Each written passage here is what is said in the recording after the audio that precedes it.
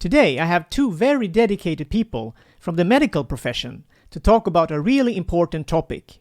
How can we address the climate issue in the health sector? Join us for an inspiring conversation. This is the Evolution Show.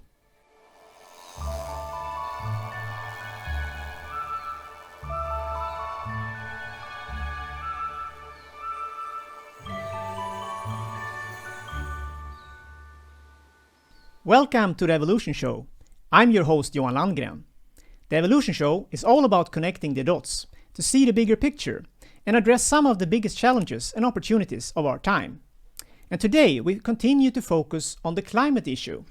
In the previous episode we talked with a new hot startup, Heart Aerospace. They are developing a new electric commercial airplane. And today we continue on the climate theme, but we look how we can address the climate crisis from a health perspective. And with me today I have two dedicated people, doctors, that are looking how we can address the climate issue from a health perspective. Welcome. You are doctors, or can start with you, Staffan. Yes, you are I'm a pediatrician. Pediatrician, yes. Researcher as well. Yes, I am, and I've been working with children and the last decades with children with obesity. Yeah. And done clinical work in that field and also research in that field. Yeah.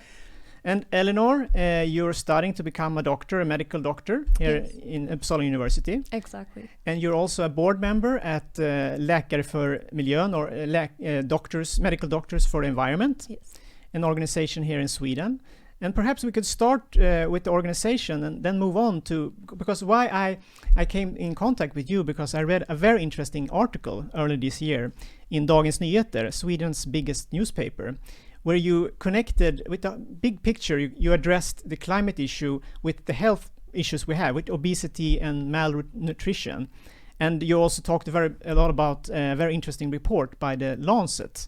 And we'll come back to that. But perhaps we could start a little bit with your background and what you do at this organization, Medical Doctors for the Environment. We have been engaged in this organization. I have been, 5 or 10 years, something like that. And the reason is actually, it's connecting to my work with children with obesity, because I in that field I see that there are a lot of problems in the environment that affect children. The food environment, the transportation environment, and that in Sweden many children have become obese due to the environmental factors. Trying to prevent obesity, we have also worked in the society, in public health, to try to do something about these problems with food, too much sugar, too much fat food, and also with too much inactivity. So that's why I was very interested in the organization working with environmental factors and health. Yeah. What about you? How did you get involved in this organization? And perhaps a little bit also why you're studying to become a medical doctor? What's your background? Well, I've always been interested in nature and environment since I was at a young age. And so I actually started studying biology and environmental sciences at the Swedish Agricultural University. But then I've always had this dream also of becoming a doctor and somehow contributing to people's health and global health. So a couple of years ago I heard about Doctors for Environment, and it felt like an obvious choice of continuing my environmental engagement. Frankly, I didn't know about this organization. I might have heard some place back, but it's not like on the front of my mind, the first thing on my mind when I think about doctors. But it's great, so I thought that was a good thing as well. But you wrote an article earlier this year in May, where you connected the health issues we have. We mentioned obesity and the malnutrition, and you based this article with the climate challenge we have, kind of a big picture address to connect all these things, these three things, and you based it on a report that came out in January, I think, the Lancet Commission report, which was a quite comprehensive report. I've read through most of it. Yes. But I think you can perhaps tell us a little bit about the report and your article and you kind of your main points there. And the report came in January, as you said, and it's 50 pages research literature in the Lancet, and I guess few people in Sweden will read that paper. And I thought it was very important. So we started to make some kind of interpretation of the study in Lancet to give it to the Swedish public, and finally we ended up in this article in Dagens Nyheter. So I think we worked with this our paper for I guess a month or something like that to in some way convey the ideas in the Lancet paper, because I think the Lancet paper is really extraordinary, because this commission have been working since I think 8 or 10 years in the Lancet with different publications on obesity. They had publications in 2011, a series of papers, and also in 2015. But the same persons started to change their way of approach to obesity, and as you said, they try to widen the picture and see the broad picture of it. And in that connection, it is very important to look at what has happened on the planet with the production of food. There has been a great transformation in the way we produce food, from local to more global industrial production of food. And that has been given us, of course, some positive effects with more people having food, but also the quality of the food has been affected, and also the production of food has been troublesome for the climate with more emission of carbon dioxide. Just for those who don't know, I mean, the Lancet is one of the most renowned scientific journals out there. You have Nature, you have Science, and they're up there. It's like very, very renowned. But as I understood it, in the last couple of years, they've been more focused on environmental, kind of broad, big studies on with environmental aspects as well, which I think is a great thing, because we need these kind of big scientific journals that's coming from perhaps a different background to lift up these questions on the agenda. And I would just like to read a paragraph. It's quite long, but it's kind of the introduction to this report, and then we can move on from that. But I think it's interesting because, let the words speak for themselves. And so I just quote here from this is just from the introduction of the report, and I thought it summarized kind of what we're going to what we have to address here. So I quote: "Climate change can be considered a pandemic because of its sweeping effects on the health of humans and the natural systems we depend on. These three pandemics, obesity, undernutrition, and climate change, represent the global syndemic that affects most people in every country and region worldwide. They constitute a syndemic or synergy of epidemics because they co-occur in time and place, interact with each other to produce complex sequelae, and share common underlying societal drivers."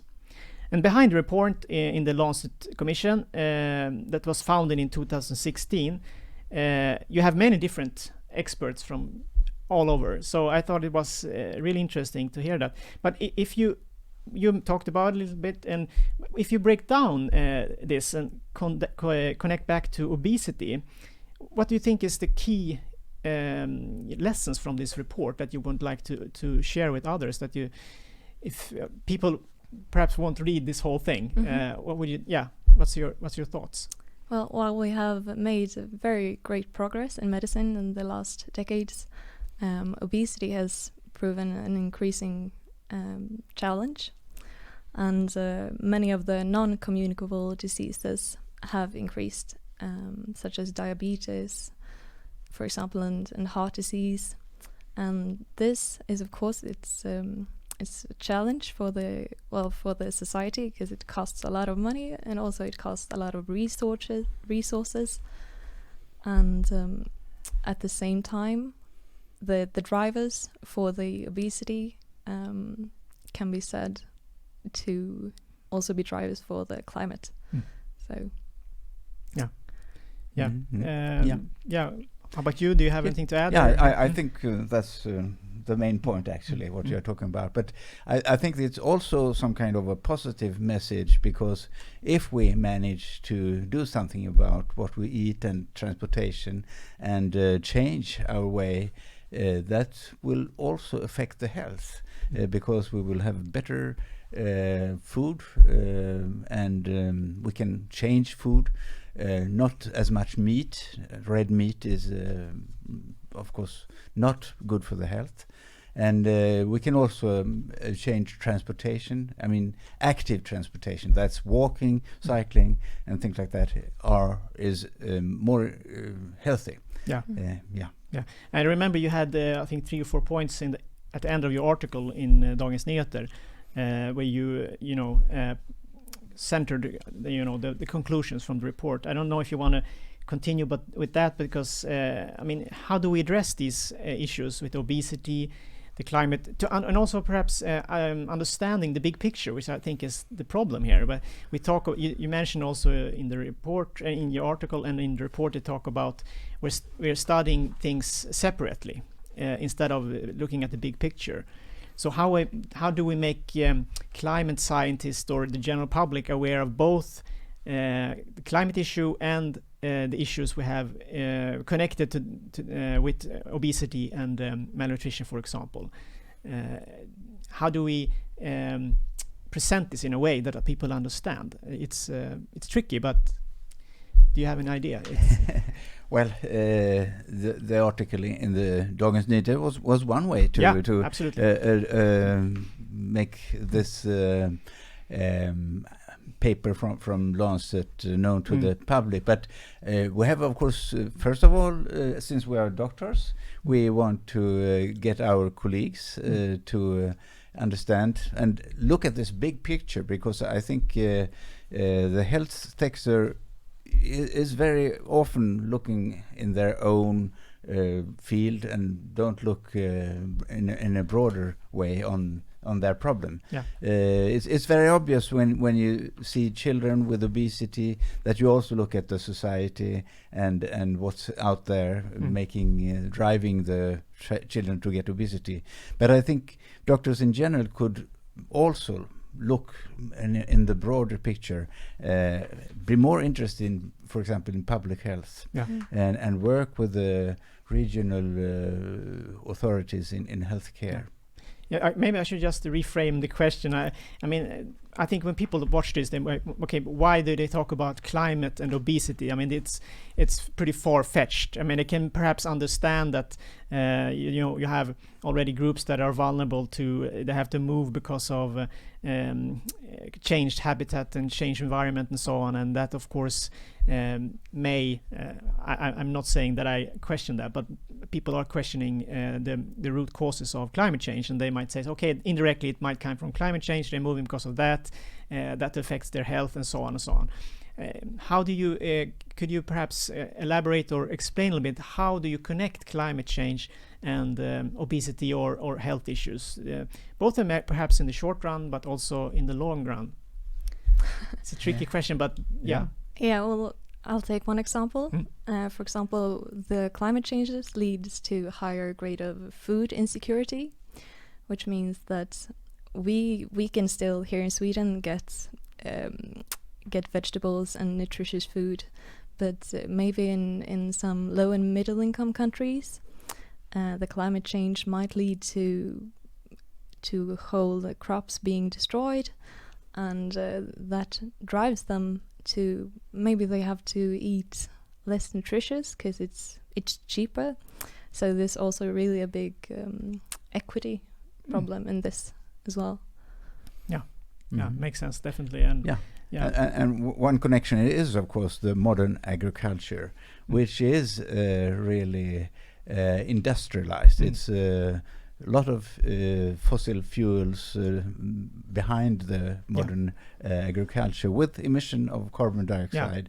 They have enormous fields with crops and machines driving that. So and that kind of food is well, it's not as healthy, and it's also produced in another part of the world. So we'll come back to that in more detail in the next part of the conversation. There's no problem, and just mention it so people know that we are not going to leave that out. Definitely not, because it's a huge part of the health sector as well, the emissions and the oil dependence there.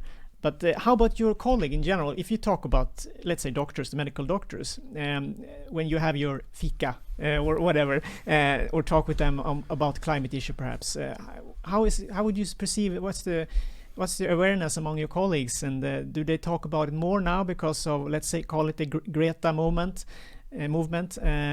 or have they been talking about it? Are they frustrated, or do they feel that they can make a change? Because it's in all sectors, I think we can make a change, but it's people are perhaps frustrated or they don't know where to start. Get organized, like your organization, Läkare for Environment, Doctors for the Environment. That's a great thing to start with, but perhaps not all doctors are involved in that organization, unfortunately. So what's the general feeling amongst doctors right now, do you think? Well, I think we represent different kind of doctors. I'm an old doctor, and you're a student, actually. And so I think it's a difference by age. In my generation, I think most colleagues are aware of the problem, but unfortunately, I think most of them try to ignore it, or do not do very much about it, and say that, well, this is a great big issue. I cannot do anything about it. So I think that's unfortunately the general opinion. But on the other hand, the Greta effect, I think, also has affected my colleagues the last year. So I think perhaps they will change mind. Well, I think it's similar in the students. Many are aware. Most students are aware, I think, but as in rest of society, many think that it's in someone else's hands to change the way we are living in society. But it's definitely been an increased awareness as well the last year. That's so great to hear, and I think that's it's positive for the future, and I think it's things can happen much faster than people think. When I talk about self-driving technology with a friend of mine and so on, and if we talk about AI, there are so many areas that things happen. It's sort of nothing happens, and then everything happens at once. At least that's the perception. Of course, there's been a build-up before that, but those that are not active like you, they don't see the change, or they don't know how to be part of it. But I think it's great to hear that things are happening, and hopefully it will happen even more. So let's move on a little bit to your article and some of your points there. One point you make, which is I think very important, is that of course we have these multinational companies that are, you can call it the drug companies, you can call it the medical companies that are producing all the products in different ways, that you provide you doctors with the tools and things you need. How can we change that in terms of carbon footprint, if you will, or making doctors, we've talked about it, just about making doctors aware of how dependent they are on certain products, and maybe we can substitute those products, use things in a more energy efficient way. What's your idea on that? It's a big question. We can start with the multinational companies, their role they play in setting the agenda, of course, for the climate issue, because I mean, in this case, we talk about food. And there's a term, big food, which is stands for all the big producers of food in the world, and they have of course an enormous power and good economy. So they try in different ways to promote their own products, and their products are not always healthy, and it's enormous amount of money they spend on lobbying, for example. We had this European Union election, and there were some papers in the DN about the lobbying, and it's they spent many millions of euro on lobbying. I saw that sugar companies or companies selling Coca-Cola and drinks like that, they put quite a lot of money in lobbying in the European Union Parliament, and I think that is, of course, that the Lancet paper points out that this is not fair, and this should in some way be regulated or even stopped. Yeah, I think there's a really interesting question being asked in the Lancet report, which is, who does our food and economical system ultimately serve, and for what purpose? And well, it's a question: do we want the few people and the big food to get richer, or do we want global health for people and for the planet? As doctors, we like to advocate for people living healthy lives and doing more physical workouts, and but that's really hard in a society that's the report says obesogenic. It's really easy to make those choices based on commercials, for example, and lobbying to make choices that are bad for our health and for the environment. So there really needs to be a system change to make it easier for people to, well, not be as... Yeah, for me, I mean, encouraging physical activity and so on, that's only half of the equation. The other half is just as important, or perhaps even more important, it's our diet. And that can be a little bit frustrating sometimes, that you, if you go to a doctor, most of the time they prescribe you a recipe for, working with, treating you for what you have, instead of working proactively to prevent me from reaching that stage at all. And I also think that sometimes doctors lack the information or education to understand this big picture we're talking about, understanding the diet we need to have and so on. Or sometimes it's simply that doctors are not allowed, or they're not, it's not in their kind of procedure to recommend that. So I understand it can be part of that as well. So it's really important to address our diet, and that's something we can continue to talk about in the next episode as well. But we can move on to that actually. What about the choice we have between meat and greens and vegetables? That's a very tricky question, or a very hot topic, but we have to address it. If we talk about the climate issue, we know for a fact that the emissions from beef and dairy products are immense in terms of land use and energy use.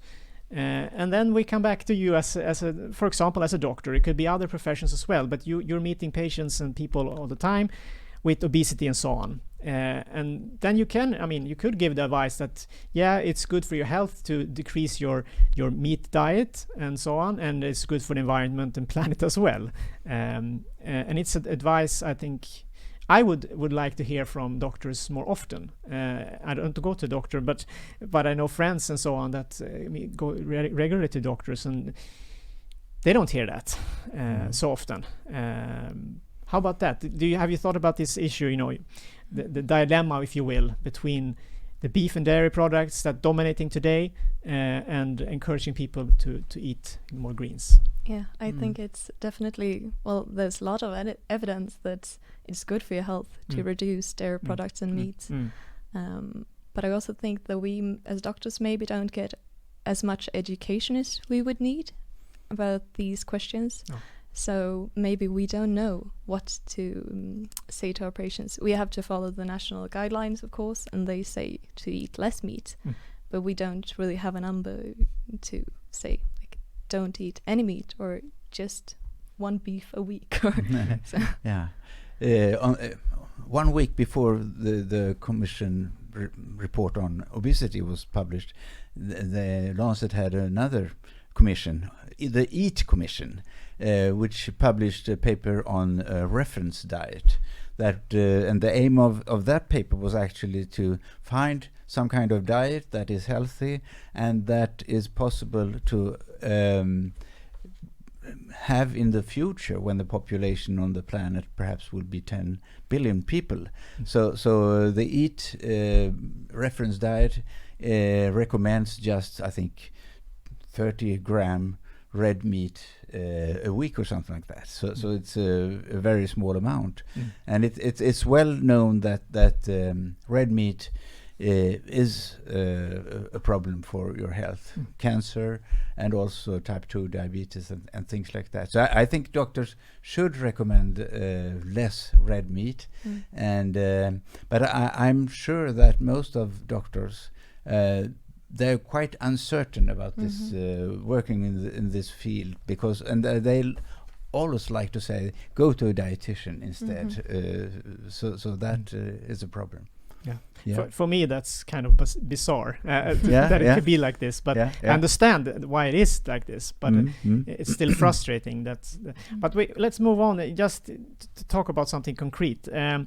Let's say that you manage to decrease the share of plant-based food in production to at least 50% of the global food supply, and people jump onto that train and accept that.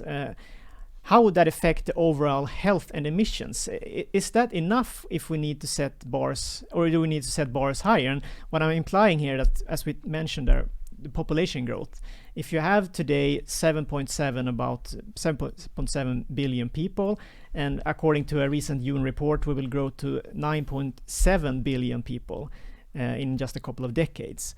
Then we have to make a choice here. There is not enough space to just put on dairy and beef products if we continue to eat like the Western kind of lifestyle, like consuming a lot of meat.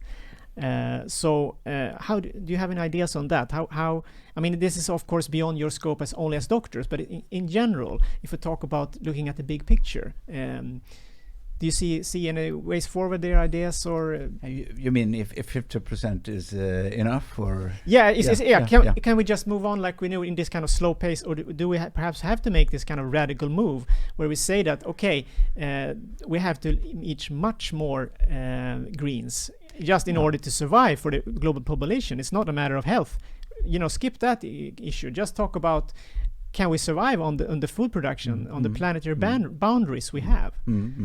I think it's this is a global picture, and I think the Europe and the United States and North America, we should reduce our we should change, I think, more than 50%.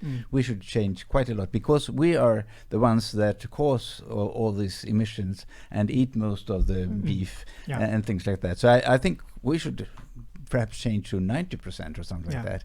I think on the other hand that India, they don't eat any meat at all, and they eat a lot of plant based food, so perhaps they don't have to change that much. So I think it's different in different parts of the world, but I think the most important thing is actually the so-called Western world to change quite a lot. Yeah, I agree. I don't know if 50% would be enough, but I took it just as an example. But there's definitely an equity aspect in this as well, as we talked about. That's right. Because we are in the Western world, we are causing most of the climate change and the emissions, but we are not the ones who are most affected by them. No.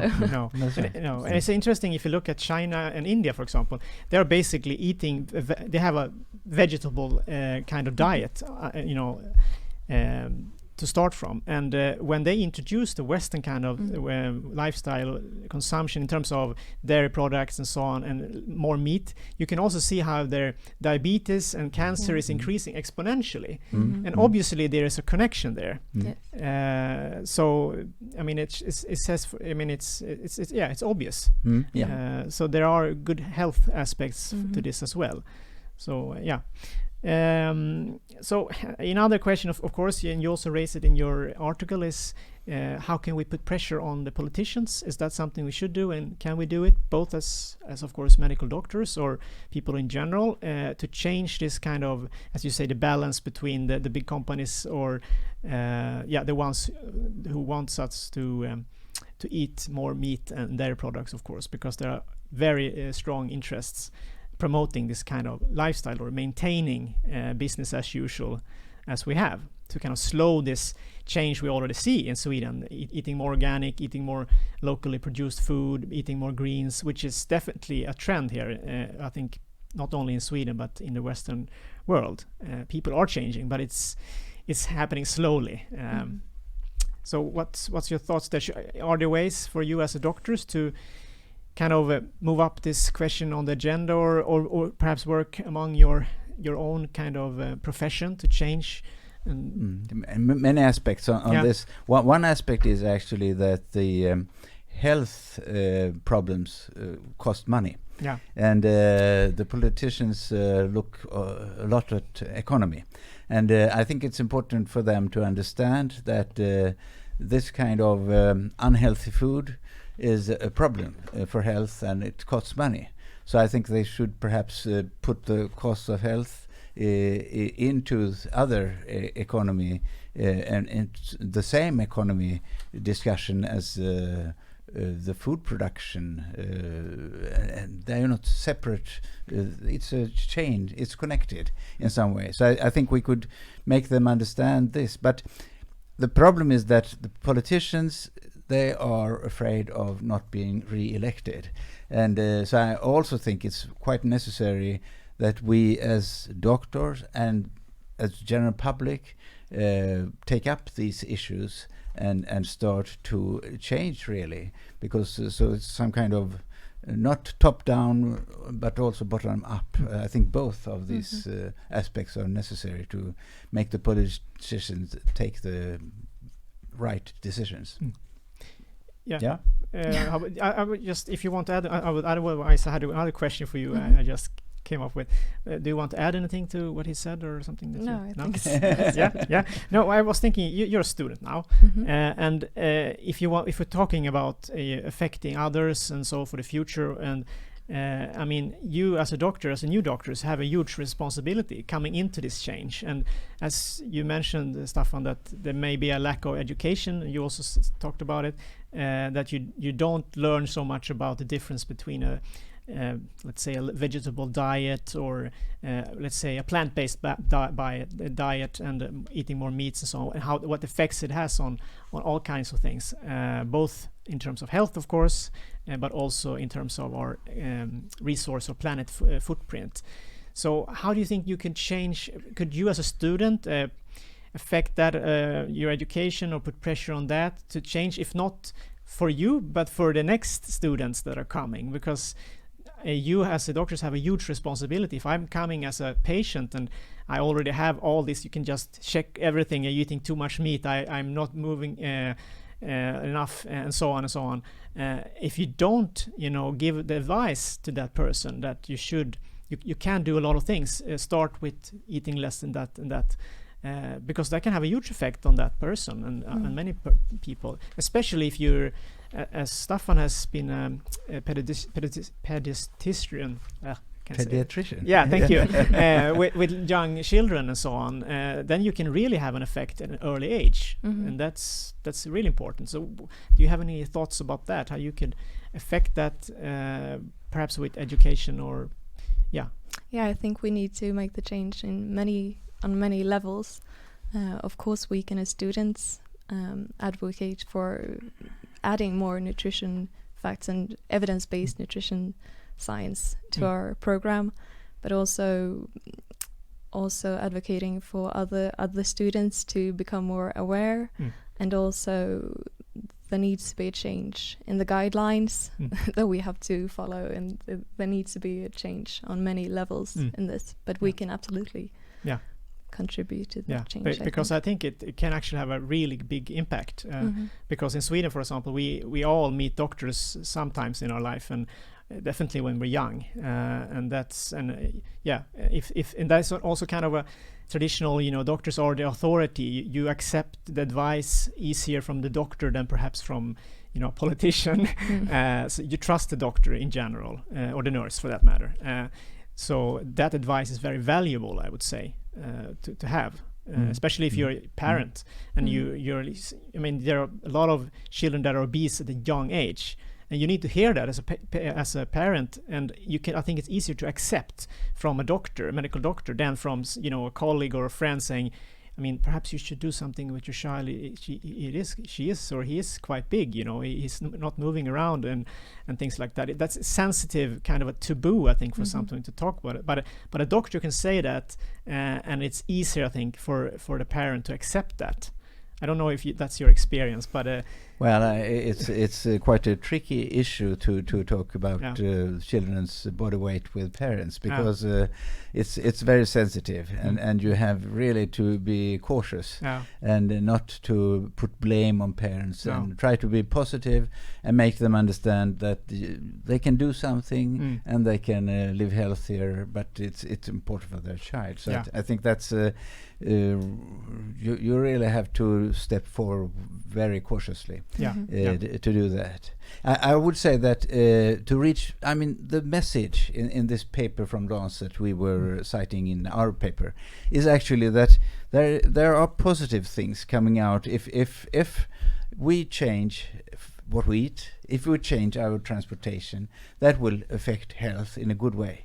And I think that's good for the politicians to have as an argument for change in the society. So I think that's why I thought that paper was very important in the Lancet. I think I've asked and I've learned a lot from this. Do you have anything to add if we talk about this report, or something you think we haven't talked about so much about when we cover the report or your article, or any message you have from perhaps from your organization? If you want to encourage others to join your organization, please share that with doctors and so on. I think medical doctors that might be interested. The organization has been around since 1991, I think. Yes, 1991, and it started, and you hadn't heard about it, and that's not very. I mean, I understand that, because it has been quite a little organization. Now it's actually growing with the young people coming to the organization, and it started out with such things as drugs and side effects of drugs and production of drugs, and also chemicals affecting people's health, but also climate problems was also in the beginning.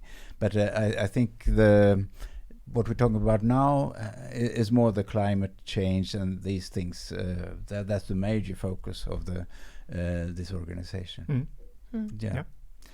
So if people want to join your organization as a medical doctor, where did they find this site or this organization where it's easy to access? Could you to share? It's a homepage. It's a homepage.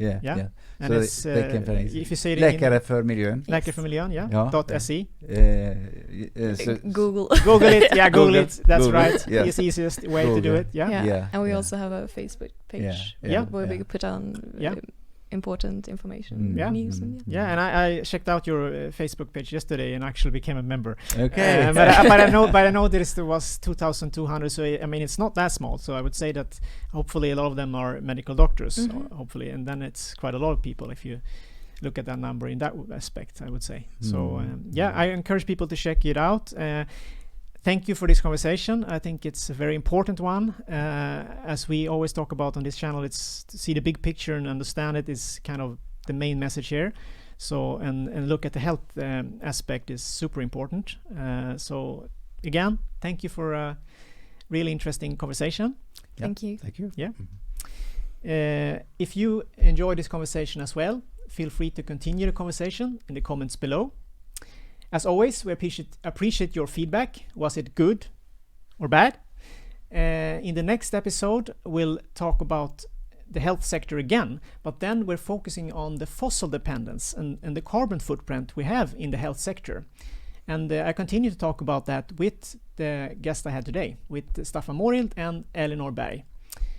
So I hope to see you in the next episode on Monday. See you then.